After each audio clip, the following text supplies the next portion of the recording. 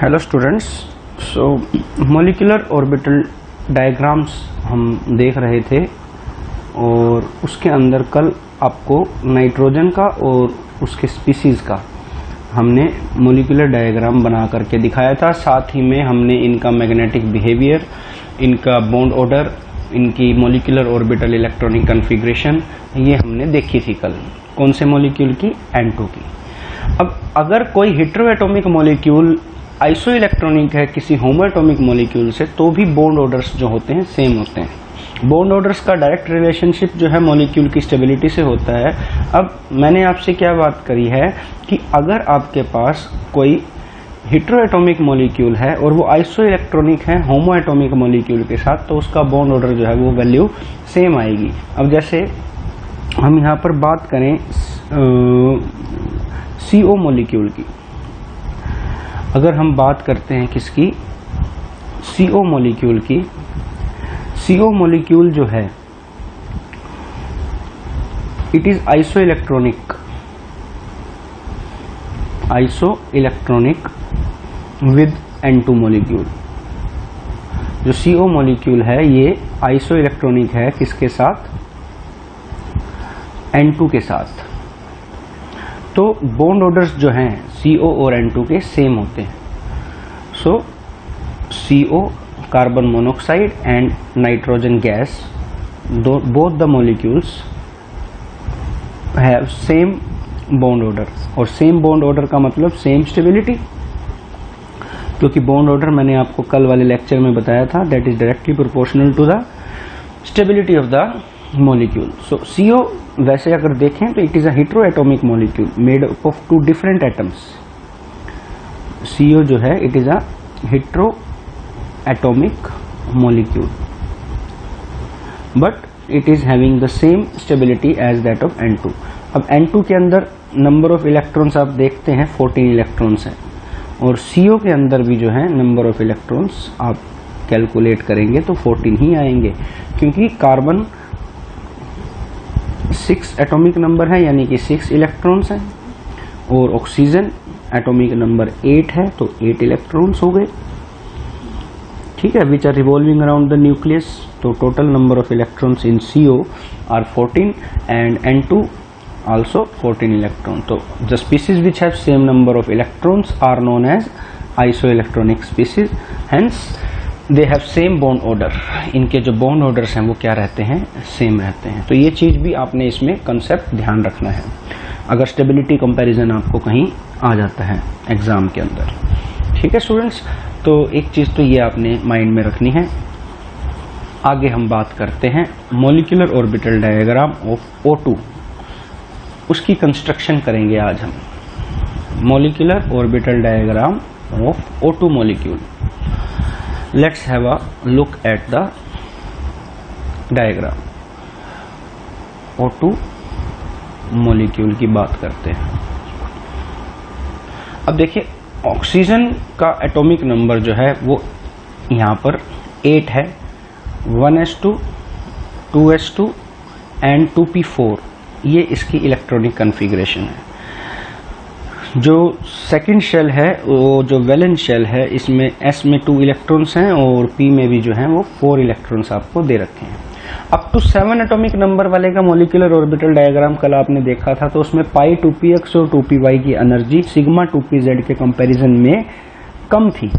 यहाँ पर जब आप मॉलिक्यूलर ऑर्बिटल डायग्राम बनाएंगे तो आप क्या पाएंगे कि जो सिग्मा 2pz ऑर्बिटल है that comes lower in energy as compared to that of pi 2px and pi 2py orbitals. So let's have a look at the molecular orbital energy level diagram of O2 molecule.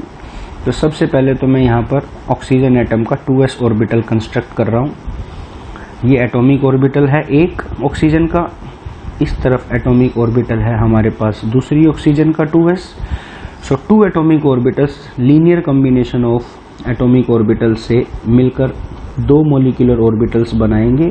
One will be bonding molecular orbital of lower energy and another will be antibonding molecular orbital of higher energy, this one.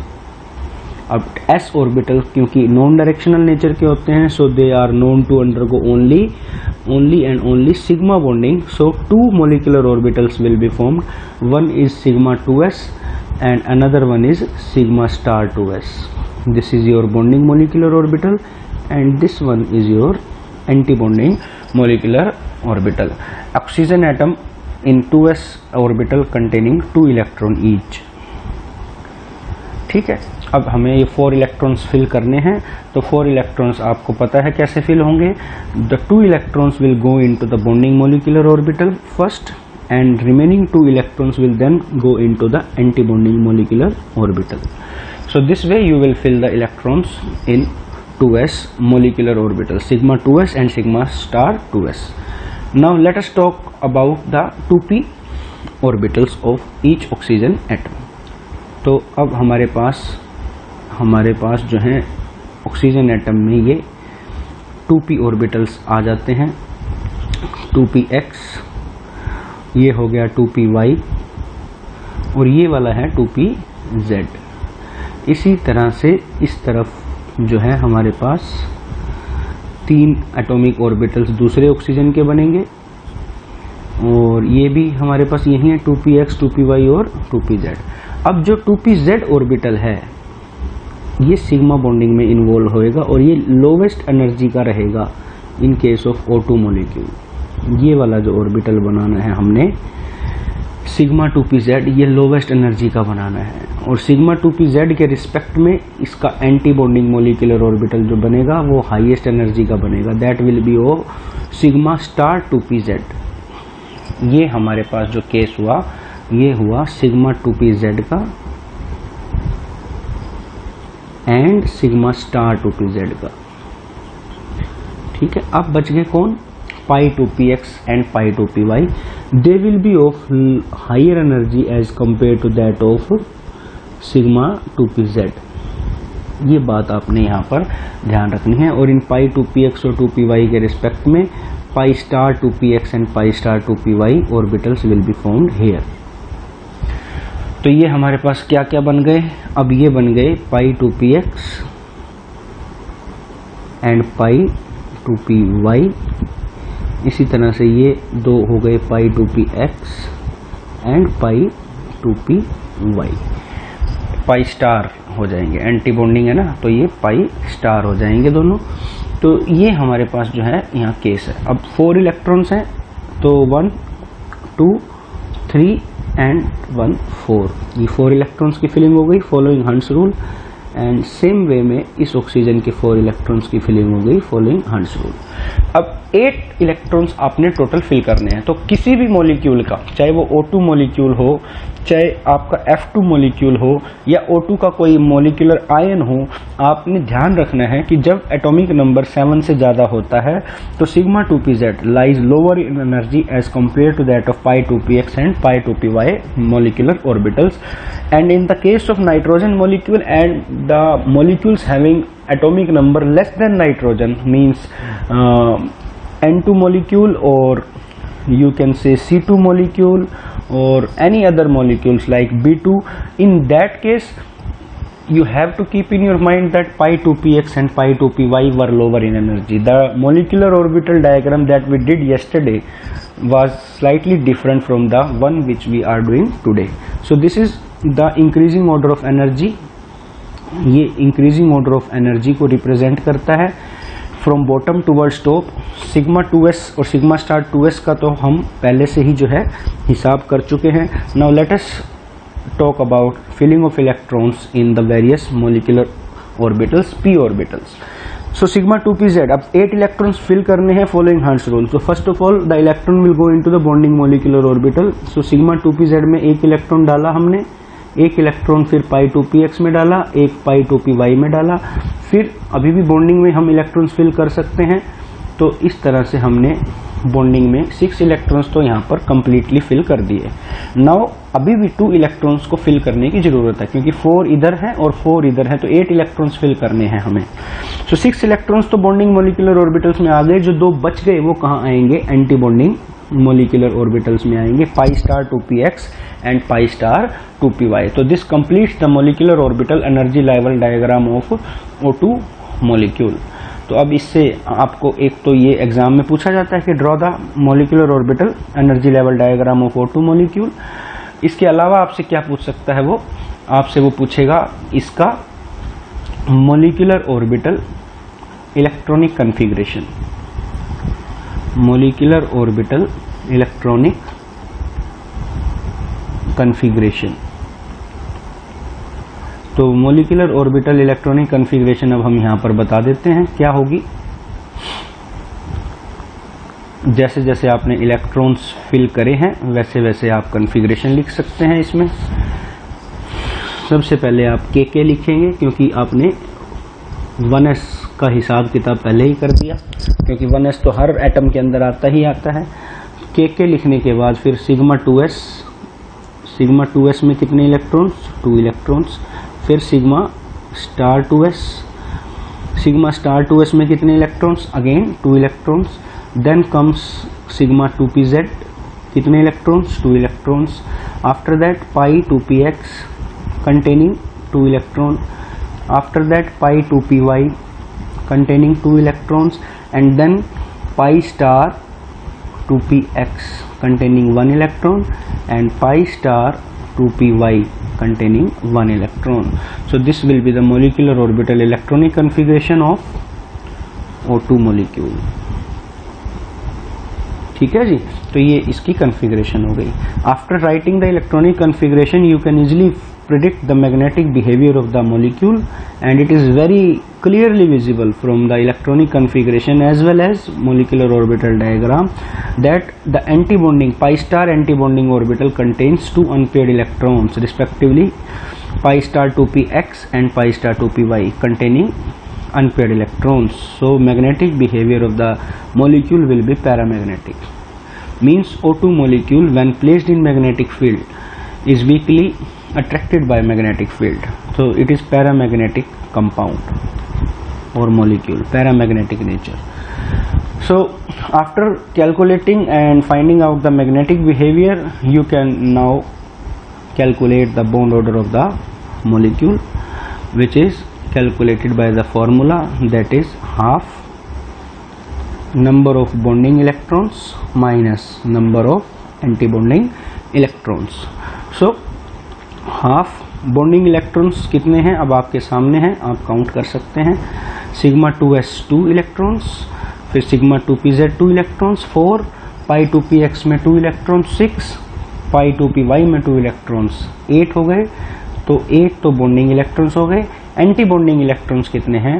Sigma star 2s 2 electrons, pi star 2px 1 electron and pi star 2py containing 1 electron. So total of 4 electrons in antibonding orbitals. So this way you will get 4 upon 2 and it will come out to be equal to 2. So bond order of O2 molecule is 2. So this is the bond order of O2 molecule. So ये आपने यहाँ पर इसकी सारी बातें बता दी हैं कि O2 मॉलिक्यूल के अंदर जो डायग्राम बनता है वो कैसा बनता है। सिर्फ एक छोटा सा फर्क कि sigma 2pz comes lower in energy as compared to that of pi 2px and 2py। Rest all of the things, all of the molecular orbitals are same. The next thing is that you have to write the molecular orbital electronic configuration in the similar manner that you did yesterday. Magnetic behavior you can easily predict checking the number of unpaired electrons, and bond order you have calculated here by the formula that you did yesterday. So ये एक तरह की revision ही हुई आपकी। बस इसमें ध्यान ये रखना होता है आपको मोलिकुलर ऑर्बिटल डायग्राम बनाने से पहले कि आप किस मोलिक्यूल का बना रहे हैं, checking that the atomic number is less than 7 और ग्रेटर देन 7। सो ये आपको इसमें जो है माइंड में रखनी है चीज। अब इसके मोलिकुलर स्पीसीज की अगर हम बात करें तो हम आसानी से देख सकते हैं कि अगर आपसे कहा जाए कि आप मोलिकुलर ऑर्बिटल डायग्राम बनाएं O2 पॉजिटिव का, किसका बनाएं? O2 पॉजिटिव का। तो आप क्या करेंगे, जो आपने ये जो 1 इलेक्ट्रॉन पाई स्टार 2p में रखा है ये रिमूव कर देंगे। जो ये 1 इलेक्ट्रॉन है इसे क्या कर दिया जाएगा? रिमूव कर दिया जाएगा। तो ये आपका जो अब मोलिकुलर ऑर्बिटल डायग्राम बन चुका है, ये किसका बन चुका है? O2 पॉजिटिव मॉलिक्यूल का बन चुका है। अगर आपसे कहा जाता कि आप डायग्राम बनाएं O2 नेगेटिव का, तो आप क्या करते स्टूडेंट्स? तो आप ये 1 इलेक्ट्रॉन तो रहता ही रहता, इसके अलावा 1 इलेक्ट्रॉन और ऐड करते, किसमें? पाई स्टार 2px में, तो वो O2 नेगेटिव का हो जाता, मतलब ऑक्सीजन से 1 इलेक्ट्रॉन फालतू। अगर आपसे कहा जाता O2 2 नेगेटिव का बनाएं, तो O2 2 नेगेटिव का बनाने के लिए आप 1 इलेक्ट्रॉन और एंटर कर देते पाई स्टार 2py के अंदर। तो ये इस तरह से अलग अलग तरह के मोलिकुलर आयंस के एनर्जी लेवल डायग्राम्स आपके सामने बन जाते। तो अब फिलहाल जो आप अपनी स्क्रीन पर देख रहे हैं वो मोलिकुलर ऑर्बिटल डायग्राम किसका देख रहे हैं? O2 2 नेगेटिव का देख रहे हैं। ठीक है जी, तो इस चीज का आपको इसमें ध्यान रखना है। तो इनकी स्टेबिलिटीज भी होती हैं फिर उसी हिसाब से, और वो स्टेबिलिटीज कैसे निकलेंगी कल मैंने आपको N2 मॉलिक्यूल का बताया था। तो आप ट्राई कीजिएगा खुद कि आपने अरेंज करना है O2 को, O2 पॉजिटिव को, O2 नेगेटिव को और O2 2 नेगेटिव को in increasing order of stability. कैसे करेंगे? उसी हिसाब से आप जो है इलेक्ट्रॉनिक कॉन्फ़िगरेशन को अरेंज करेंगे। अब जिस हिसाब से हमने इसमें इलेक्ट्रॉन्स की फिलिंग की है उसी हिसाब से हर एनर्जी लेवल डायग्राम के अंदर, और फिर अलग अलग बॉन्ड ऑर्डर्स आएंगे और फिर वहां से आप स्टेबिलिटी प्रेडिक्ट कर सकते हैं। इंक्रीजिंग ऑर्डर ऑफ स्टेबिलिटी में इनको अरेंज करना है आपने, O2 positive, O2 negative, O2 and O2 2 negative. ठीक है, इनके मैग्नेटिक बिहेवियर्स बताने हैं, इनके बॉन्ड ऑर्डर्स से पता चलेगी आपको इनकी स्टेबिलिटी। तो ये आप मुझे बताएंगे करके, ठीक है जी। तो ये हो गया हमारे पास molecular orbital diagram of O2। अब बॉन्ड ऑर्डर जो है ना, बॉन्ड ऑर्डर का हमें जो ध्यान रखना होता है, एक तो बॉन्ड ऑर्डर जितना ज़्यादा होता है उतने ही ज़्यादा नंबर ऑफ बॉन्ड्स होते हैं between 2 atoms in a molecule. तो some important points that you have to note regarding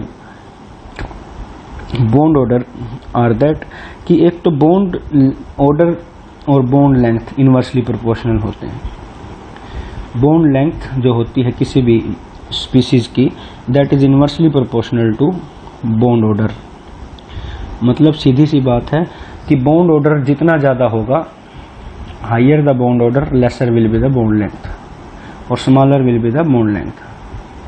higher the bond order, higher the bond order, smaller will be the bond length. One thing, ठीक है, bond order जितना ज्यादा होगा bond length उतनी कम हो जाएगी, bond उतना स्ट्रॉन्ग हो जाता है। ये बात मैंने आपको कल भी बताई थी कि बॉन्ड ऑर्डर जो होता है that is directly proportional to stability. Bond order is directly proportional to stability. ये बात भी आपने ध्यान रखनी है। इसके अलावा जो है आप ये बात भी ध्यान रखेंगे कि जो बॉन्ड ऑर्डर होता है that is directly proportional to bond dissociation enthalpy. Bond order जो होता है that is directly proportional to bond dissociation enthalpy. इस चीज को भी आपने ध्यान में रखना है। And bond order is directly proportional to bond strength. वो एक ही बात है, बॉन्ड डिसोसिएशन एंथैल्पी अगर ज़्यादा होगी तो बॉन्ड स्ट्रेंथ भी ज़्यादा होगी। तो ये आपने पॉइंट्स ध्यान में रखने हैं रिगार्डिंग बॉन्ड ऑर्डर।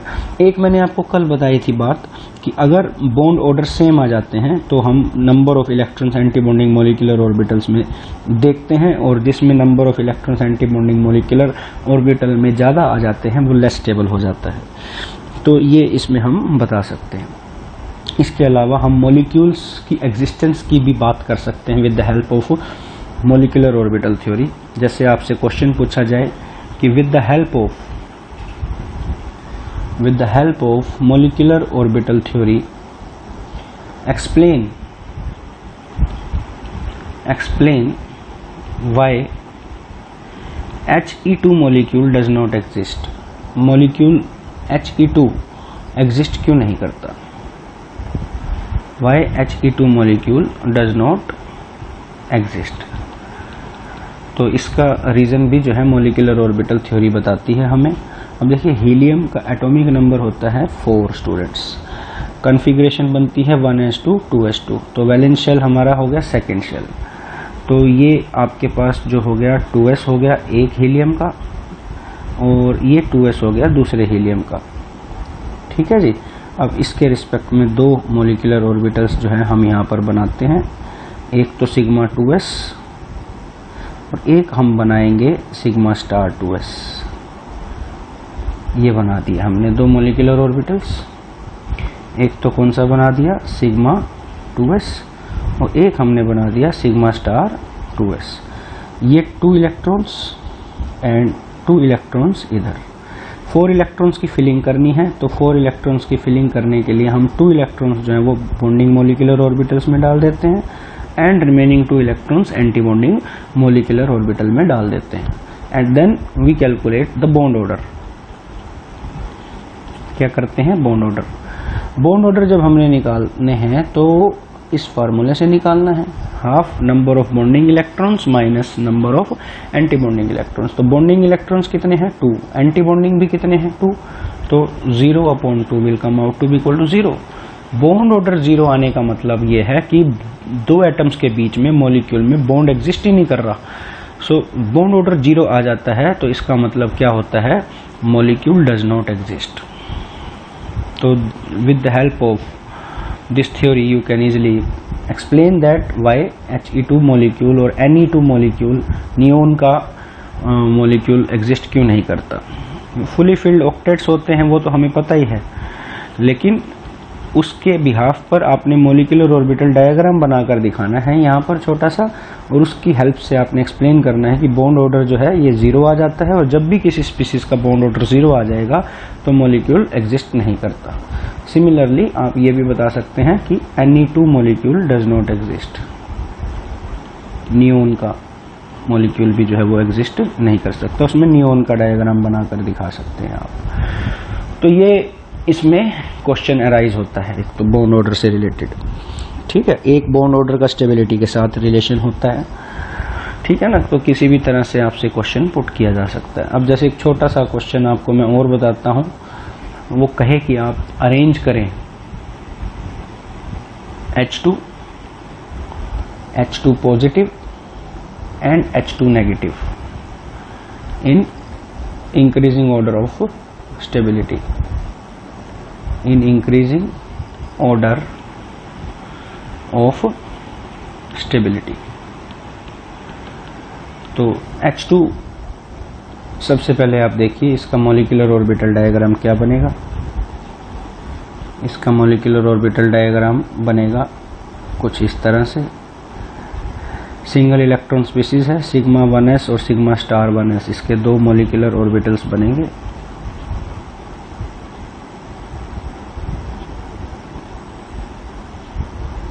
इस तरह से, और सिग्मा 1s, यहाँ 1s1 हाइड्रोजन और ये एक, तो ये हो गया सिग्मा 1s और ये हो गया सिग्मा स्टार 1s। तो 2 इलेक्ट्रॉन्स फिल कहाँ होंगे, बॉन्डिंग मॉलिक्यूलर ऑर्बिटल में होना पसंद करेंगे फिल। तो ये हमारे पास इसकी कॉन्फ़िगरेशन हो गई सिग्मा 1s2। बॉन्ड ऑर्डर की बात करें तो half number of bonding electrons 2 हैं, एंटी बॉन्डिंग में 0 है, तो बॉन्ड ऑर्डर कितना आ गया, 1 आ गया, क्योंकि बॉन्ड ऑर्डर से ही हमें स्टेबिलिटी के बारे में पता चलेगा। तो बॉन्ड ऑर्डर जो है हमारे पास वो कितना आ गया, इसका 1 आ गया स्टूडेंट्स।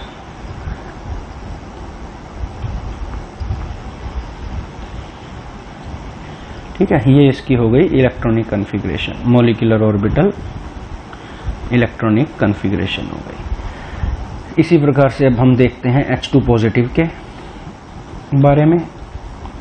अब H2 पॉजिटिव के बारे में अगर आपने देखना है तो अगेन आप यहाँ पर क्या दिखाएंगे, सिग्मा 1s बनेगा और सिग्मा स्टार 1s बनेगा। दो ऑर्बिटल्स हैं, एक मॉलिक्यूलर ऑर्बिटल बॉन्डिंग बनेगा और एक जो है वो एंटी बॉन्डिंग बनेगा। अब ये हो गया। अब H2 पॉजिटिव का मतलब क्या है कि H2 मॉलिक्यूल में से एक इलेक्ट्रॉन हटा है, तो सिग्मा 1s में जो 2 इलेक्ट्रॉन भरे थे, अब उसकी जगह आप सिर्फ कितने भरेंगे, एक ही इलेक्ट्रॉन भरेंगे हम सिग्मा 1s में, ठीक है। और ये हो गया आपका सिग्मा स्टार 1s। तो अब इसकी जो मॉलिक्यूलर ऑर्बिटल कन्फिग्रेशन बनेगी वो क्या बनेगी, सिग्मा 1s1, और यहाँ से बॉन्ड ऑर्डर जो है वो क्या आएगा, हाफ, बॉन्डिंग इलेक्ट्रॉन 1 माइनस 0, तो 1/2 मीन्स 0.5। बॉन्ड ऑर्डर जो है वो कितना आ गया, अब 0.5 आ गया, ठीक है जी। और ऐसे ही हम अगर एक डायग्राम बनाते हैं, वो बनाते हैं किसका, H2 नेगेटिव का। H2 नेगेटिव का अगर आप बनाते हैं तो वो कुछ इस तरह से बन जाएगा।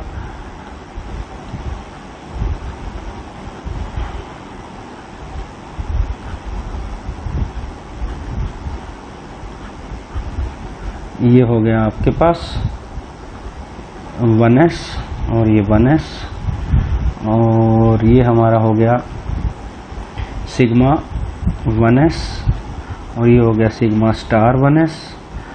इसमें यहाँ एक इलेक्ट्रॉन और एक, तो 2 इलेक्ट्रॉन तो है ही, और एक इलेक्ट्रॉन जो है वो यहाँ चला जाएगा, ठीक है, ठीक है। H2 नेगेटिव में हमारे पास जो है इस तरह का अरेंजमेंट हो जाएगा।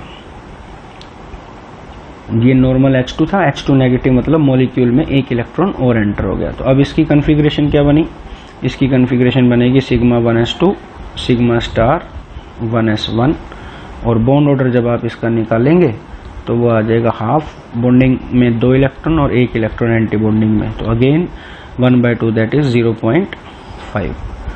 तो बॉन्ड ऑर्डर सेम आ गए, वही कल वाला केस आ गया। अब आपके सामने कल वाला केस आ गया कि नहीं, ये 2 स्पीसीज सेम बॉन्ड ऑर्डर के आ गए। जब 2 स्पीसीज सेम बॉन्ड ऑर्डर के आ जाते हैं तो आप क्या करते हैं, जब 2 स्पीसीज सेम बॉन्ड ऑर्डर के आ जाते हैं तो आप क्या देखते हैं कि एंटी बॉन्डिंग में इलेक्ट्रॉन किसके पास फालतू है। तो it is clear from the molecular orbital diagrams of H2 positive and H2 negative that in H2 negative there is one excess electron in anti-bonding molecular orbital, that is sigma star 1s, while in case of H2 positive sigma star 1s is empty. So it is clear that H2 positive is more stable than H2 negative. So stability order क्या रहेगा, सबसे कम जो stability रहेगी वो किसकी रहेगी, H2 negative की, because of excess electron in anti-bonding molecular orbital, then H2 positive, and most stable is the one which will have highest bond order, that is H2. तो ये stability order, increasing order of stability रहेगा हमारे पास। This will be the increasing order of stability. ये कल वाला ही concept है जो N2 के केस में हमने लगाया था। तो इस तरह से क्वेश्चंस को प्रिडिक्ट करना है आपने, इस तरह से आपके माइंड में कैलकुलेशंस आपने चलानी है कि कैसे हम इसको सोल्व कर सकते हैं। बस इसमें एक कन्फ्यूजन दूर कर लेना कि आप इसमें एटॉमिक ऑर्बिटल्स वाले इलेक्ट्रॉन्स को नहीं छेड़ेंगे। इलेक्ट्रॉन्स की फिलिंग, इलेक्ट्रॉन्स का बाहर निकलना और इलेक्ट्रॉन्स का एंटर होना, वो सब मॉलिक्यूलर ऑर्बिटल में से होगा। अब आप इसमें काउंटिंग पर मत जाएं कि भाई हाइड्रोजन के पास तो जी यहाँ पर एक ही था और इधर भी एक ही था और इलेक्ट्रॉन 3 कैसे भर दिए जी। भर दिए कैसे, क्योंकि H2 मॉलिक्यूल में एक एक्स्ट्रा इलेक्ट्रॉन बाहर से आया है, उस वजह से हमने फिर एंटी बॉन्डिंग में एक इलेक्ट्रॉन एक्स्ट्रा भरा है। ये जो तो एटम 2 इलेक्ट्रॉन्स थे ये हमने बॉन्डिंग में भर ही दिए थे पहले नॉर्मल H2 के अंदर। तो ये इसमें हर स्पीसीज के हमने अलग अलग इंडिविजुअल डायग्राम्स यहाँ आपको बताए हैं, बना करके दिखाए हैं, ठीक है जी। तो ये इस तरह से ध्यान रखना है। तो ये बॉन्ड ऑर्डर निकालने का एक तरीका है मॉलिक्यूलर ऑर्बिटल थ्योरी के रिस्पेक्ट में हमारे पास। तो ये हो गया हमारे पास मॉलिक्यूलर ऑर्बिटल थ्योरी का कॉन्सेप्ट कंप्लीट। अब हमारे पास सिर्फ एक टॉपिक बचता है स्टूडेंट्स इसमें, वो है हाइड्रोजन बॉन्डिंग का कंसेप्ट, ठीक है। उसके बारे में भी जो है हम बात करेंगे, नेक्स्ट लेक्चर के अंदर बात करते हैं, ठीक है जी।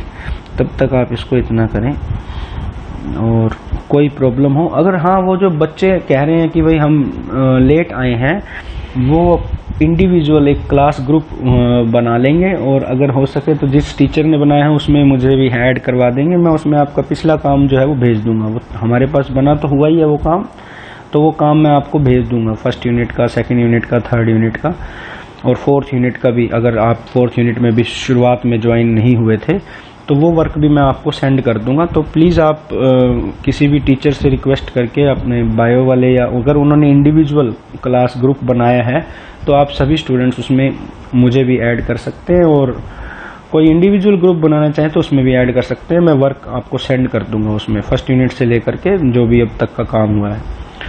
ठीक है स्टूडेंट्स, थैंक यू।